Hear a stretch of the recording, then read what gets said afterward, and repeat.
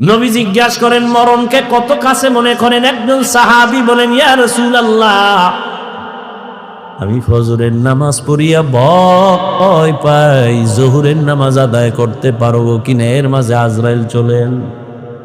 আর একজন সাহাবী বললেন, ইয়া রাসূলুল্লাহ, আমি জোহরের নামাজ আদায় করিয়া ভয়ে থাকি আসরের নামাজ আদায় করতে পারবো কিনা, এর মাঝে না জানি আজরাইল এসে আমার রূহটা নিয়ে যায়।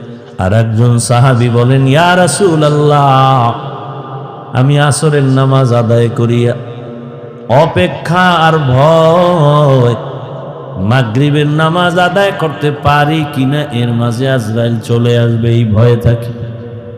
রহমতের নবী বললেন, আপনারা তো মরণকে অনেক দূরে মনে করেছেন, মরণ তো এত দূরে না, আরো কাছে। ইয়া রাসূলুল্লাহ, কেমন? কয়, আমি মনে করি নামাজ শেষ ডান দিকে যখন আমি সালামটা ফিরাই,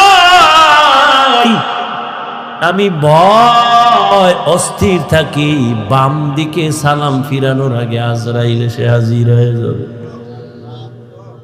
মরণ থেকে যতই পালাও, মরণ তোমায় নিবে ঘিরি,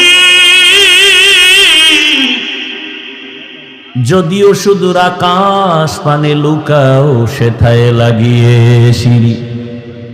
নদী পথে নৌকা চালাও ও মাঝি ভাই, বেলা ডোবার আগে আমিও পার উঠতে চাই, ডুবে গেলে বেলা রে আর উঠে না।